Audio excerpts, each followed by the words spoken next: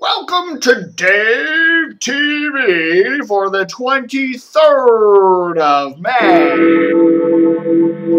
Time now for the latest news headlines. Presented by Grady Motors, 7809 Wisconsin Avenue in Bethesda. Hope was raised today for a holiday ceasefire in Vietnam. Doctors say there is one chance in 10 for survival of quintuplet girls born in Pittsburgh today. Rain and wind wash away the noxious smog that had covered the New York area since Wednesday. And some 200 persons were arrested in Vancouver, British Columbia today when football fans staged a riot. Weather in a moment. For years, people have been buying Grade A merchandise, always considered the best. Grade A is not the best, particularly in Bethesda, and especially when buying a car. The best is not Grade A, but Grade E. Grady Motors, where you find the greatest cars for $67. Mercury, Comet, Lincoln Continental, English Fords, and the untamed one, Cougar. Plus the finest, cleanest, largest selection of one-owner used cars in the area. So when buying a new car, don't buy Grade A, buy Grade E. Grady Motors, 7809 Wisconsin Avenue in Bethesda. Washington area weather. Increasingly cloudy tonight with a low expected in the upper 40s. Tomorrow, Sunday, will be cloudy and mild. Monday, expected to be partly cloudy and somewhat cooler. Chance of rain tonight, about 20%, 40% tomorrow and tomorrow night, and as far as Monday, about a 10% chance of precipitation. Current Washington temperature, 59 degrees. Humidity, 46%. Wind north-northeast, 7 miles an hour. Oh, click, click, click. That's the latest news from WGAY 99.5. Just wanted to see what's going on there, and my radio tuned, as you can see, to 99.5 on the FM dial. The easy, relaxing sound.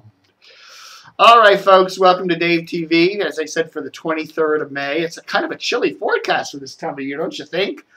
The high's only in the 50s. Wow.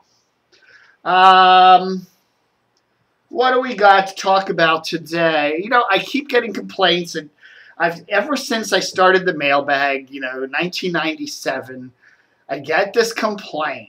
People just write in and say, some of the mailbag postings are rather tasteless and childish and people bickering back and forth, da-da-da-da-da. Is there some way you can make a serious mailbag and a crazy mailbag, or somehow take out the posts and the serious ones that are about radio and reception and programming, and then the other kooky ones that are bashing everybody, I just said, and for my own sanity's sake, the mailbag is the mailbag. It's always been what it's always been, a big mix of stuff. And there's a lot of crap in it, but there's also a lot of really cool stuff in it. And, you read down, you hit the scroll down button on your browser, and you read through all the mail. And, granted, some days you just skip. I realize that. But that's the way the mailbag always is. I'm not going to get into a point of judging every email. Well, this one's serious, this goes here, and this goes here, and categorizing it. I've already got too much to do with the website as it is. So the mailbag will always be what it always is. And then we get these people that say, unless you do this, I'm never going to visit your site again. And I say that's fine. Because the mailbag is what it is. Now, my policy has always been, if there's a posting in the mailbag that is offensive, that you really don't like, that you really think goes over the line of good taste, that, says some nasty things about stuff that isn't deserved and whatever, then what you do is you copy that specific posting so I know exactly what you're talking about. And you send it to me and say, Dave, I think this posting is over the line. It shouldn't be in the mailbag. 95% of the time I will agree with you and take it out. Okay? That's what you do. So rather than sit and bitch and go, gee, I don't like the post, or there are too many posts about, whatever, or there's too many posts going on with this stupid feud, all I tell you is, them's the mailbag. You don't like the mailbag, there's a whole lot of other parts to DCRTV to go visit. You can visit the news archive, you can visit the front page, you can visit our nostalgia pages. There's listings and station histories and DCRTV Plus. There's a whole lot of cool stuff. So if you don't like the mailbag, or you're getting tired of the mailbag, just don't go to the mailbag.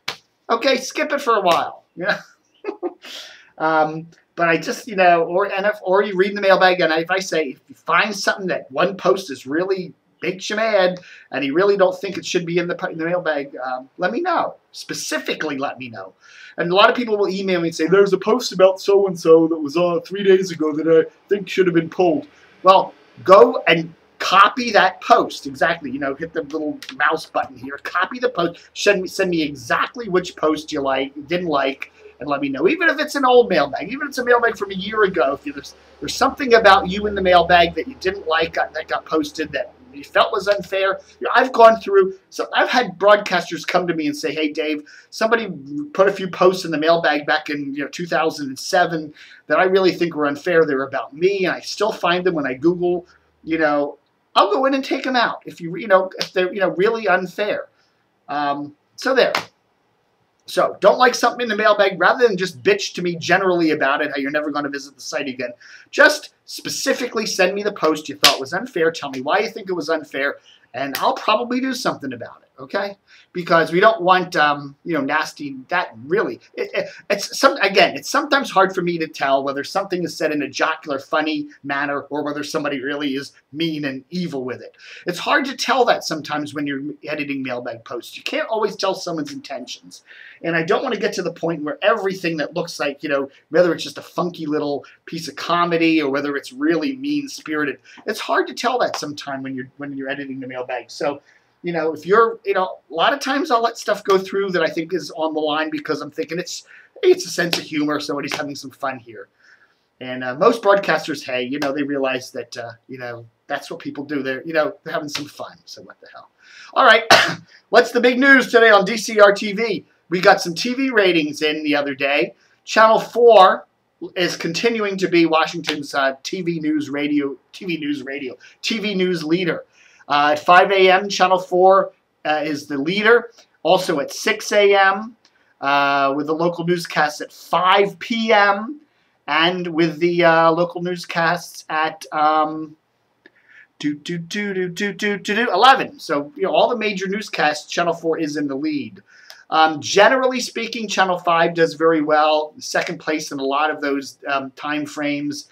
Then we have third and fourth place, generally a battle between Channel 7 and Channel 9. Generally speaking, although there are some differences in there. If you look at what they call the P2554 demo, Channel 5 does well in the morning. So does Channel 5. Channel 5 does well in the morning newscasts, and Channel 7 actually does pretty well at 5 o'clock.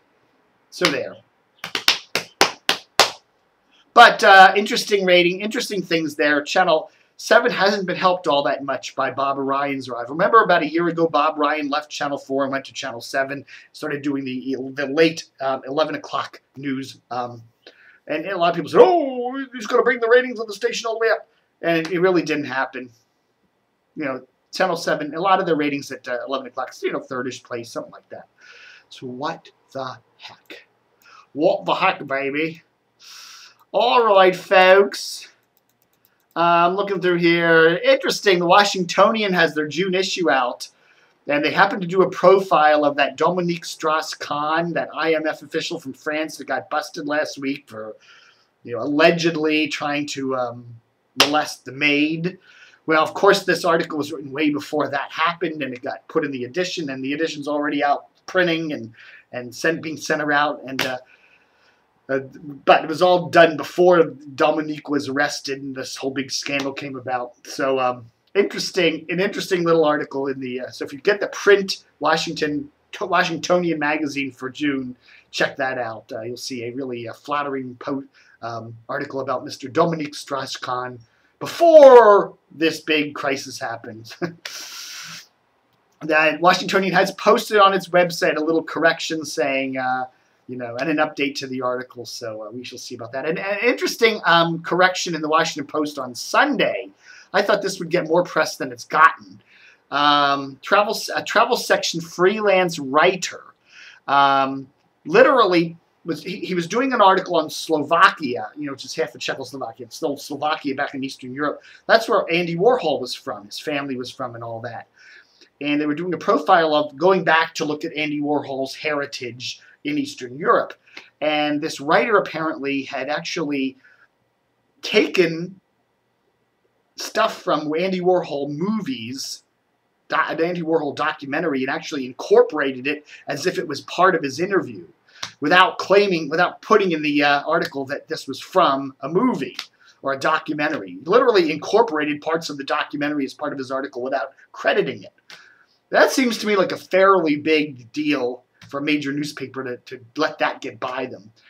Posted an article about it. I put it up on the website. I don't think anybody else has followed up on it. You know, a lot of these sites like Romanesco and stuff, you know, they only follow stuff that kind of falls in a certain, you know, agenda thing. They miss a lot of stuff, and they're kind of you know, like the journalistic boys club, so to speak. You know, I don't think these sites are all that great. Mediaite. I feel like you want to wash your. I feel like you want to jump in the shower after reading it. What the heck? Oh God, what a quality paper! What a quality paper! I love it. You know, page 2, President Rambo.